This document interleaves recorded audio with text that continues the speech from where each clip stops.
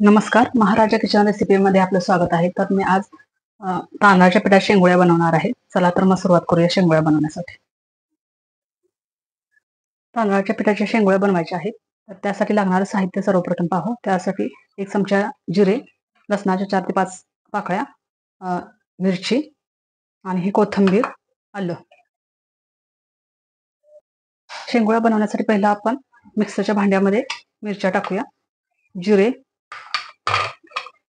लसणाच्या पाकळ्या, आलं आणि ह्यातील थोडी आपण कोथिंबीर टाकायची आहे.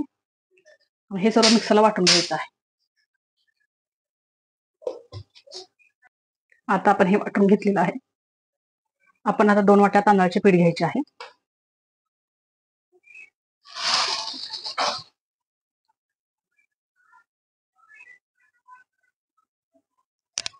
हे चाळून घेऊ असं.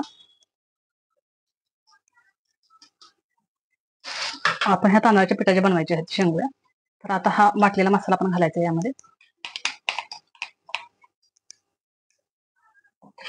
थोडी वरून कोथिंबीर पण टाकूया दिसण्यासाठी.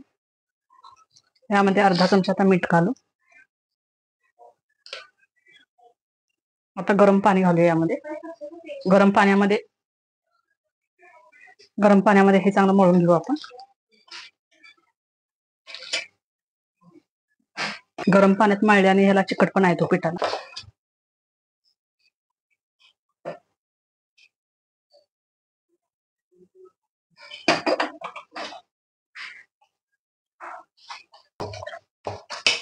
आता आपण हे असं पीठ मळून घेतलेलं आहे.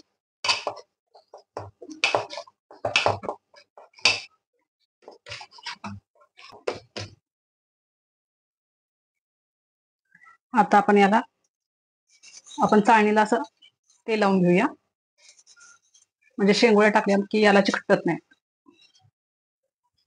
आता आपण शेंगोळ्या बनवून घेऊया.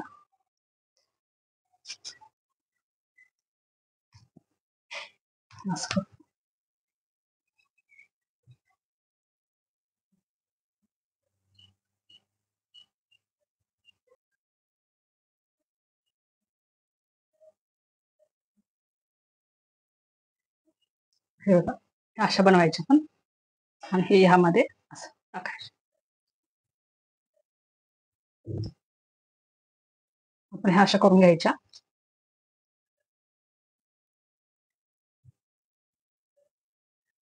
आपण गरम पाणी घातल्यामुळे हे आपल्या हाताला चिकटत नाहीये.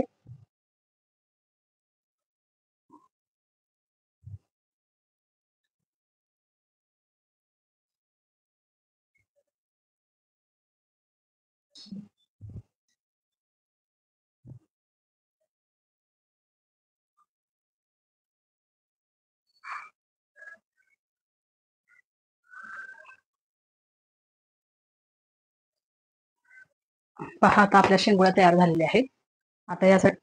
आता आपण ह्या उकडण्यासाठी ठेवायचे. आपण पाणी उकळण्यासाठी ठेवलेलं आहे. आता यामध्ये आपण शेंगोळ्या ठेवूया. आता याच्यावरती आपण झाकण टाकूया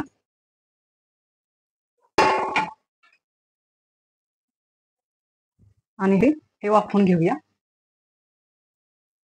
आता आपल्या शेंगोळ्या तयार झालेल्या आहेत का पाहू.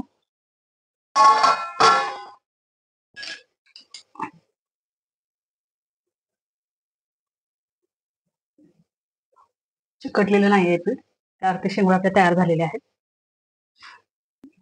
शेंगोळ्यासाठी लागणारी चटणी आपण बनवूया. तर आपण शेंगदाण्याची चटणी बनवायची आहे. तर हे शेंगदाणे आहेत, मी भाजून घेतलेले आहेत. यामध्ये 4 मिरच्या, लसूण हे आपण बारीक करून घेऊ. शेंगदाणे चटणी आपली झालेली आहे. आता ह्याला आपण एक फोडणी देऊया.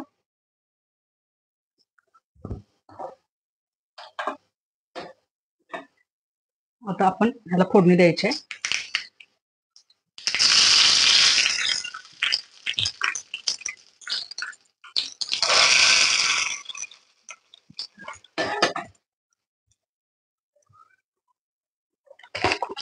चटणी तयार झालेली आहे.